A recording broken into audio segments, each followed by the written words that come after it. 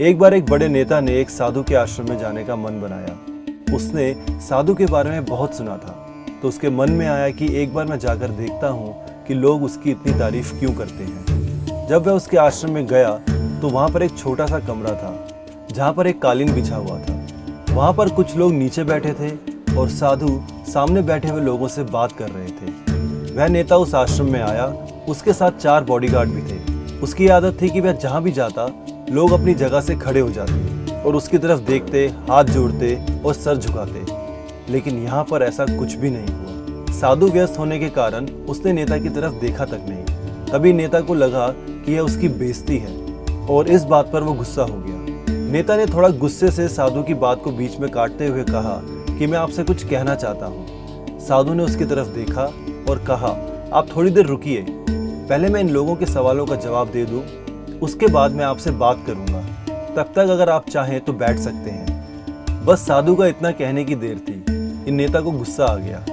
नेता अभी तक तमीज से आप कह के बात कर रहा था, लेकिन अब वह तू तड़ाक पर उतर आया। नेता ने उस साधु को कहा, तुझे पता भी है मैं कौन हूं और तू किससे बात कर रहा है? साधु ने उसकी तरफ देखा और कहा, मुझे इससे कोई फर्क नहीं पड़ता कि आप कौन हैं, लेकिन आप जो कोई भी हैं, अगर आप चाहते हैं कि मैं आपके सवालों का जवाब दूं, तो आपको कुछ देर रुकना होगा। और साधु के ये कहते ही नेता का चेहरा गुस्से से लाल हो गया और सबके सामने चीखने चिल्लाने लगा, अब मैं तुझे तेरी असली औकात दिखाऊंगा। तुझे पता भी है मैं तेरे बारे में क्या सोचता हूँ। तू कोई साधु नहीं है, तू बहुत ही घटिया इंसान है। तू एक ढोंगी है, पाखंडी है और यहाँ पर जितने भी लोग बैठे हैं उन सबको बेवकूफ बना रहा है। तेरा बस एक ही मकसद है, इन लोगों की जेब में जितना भी पैसा है वह सब तेरे पास आ जाए। तू अपने फायदे के लिए इन लोगों का इस्तेमाल कर रहा है। अब मैं तुझे नहीं छोड़ने वाला, पूरी दुनिया के सामने तेरा पर्दाफाश करके रहूंगा। लेकिन उसके इतना बोलने के बाद भी हल्की सी मुस्कान उस साधु के चेहरे पे बनी रही। यह देखकर नेता और भी तिलमिला गया और उसने कहा, अब बहुत हो गया, अब मैं यहाँ 1 मिनट भी रुकने वाला नहीं हूँ। लेकिन अभी भी तेरे पास मौका है, अगर तुझे मुझसे माफी मांगनी है या मुझसे कुछ कहना है तो कह सकते हो। इतना सब होने के बाद भी साधु के चेहरे पर मुस्कान थी और वह बिल्कुल शांत थे। और फिर उन्होंने अपनी आंखें बंद करी और फिर साधु ने अपनी आंखें खोली, हाथ जोड़े और कहा कि मुझे आपसे कोई गिला शिकवा नहीं है। आपके लिए मेरे मन में कोई भी गलत ख्याल नहीं है। जो भी मेरे बारे में आपने कहा वह आपकी सोच थी, तो आप में मुझे कोई भी बुराई नजर नहीं आती। मुझे आप बहुत ही भले इंसान लग रहे हैं।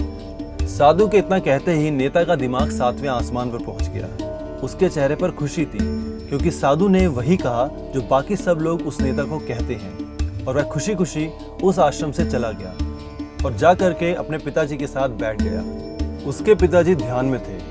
उन्होंने पूरी जिंदगी सिर्फ लोगों की सेवा ही की थी और बदले में कुछ भी उम्मीद नहीं की। थोड़ी देर बाद उन्होंने अपनी आंखें खोली और अपने बेटे के चेहरे पर एक अजीब सी खुशी देखी। फिर उसके बेटे ने एक एक करके सब कुछ बताया कि आज क्या हुआ, किस तरह से वह आश्रम गया, वहां पर उसने साधु से क्या कहा और साधु जी ने क्या कहा।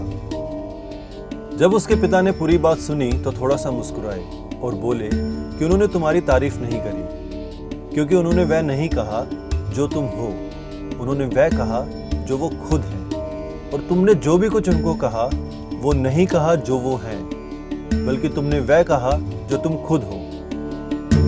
यह बात वेदों में भी कही गई है, यथा दृष्टि तथा सृष्टि। यह दुनिया तुम्हें वैसी नहीं दिखती जैसी ये दुनिया है। यह दुनिया वैसी दिखती है जैसे तुम खुद हो। जिसकी नज़र जैसी है उसके लिए दुनिया वैसी ही है। तो अगर तुम अपनी दुनिया को बदलना चाहते हो तो उसका सिर्फ एक ही तरीका है, अपनी नज़र को बदलो।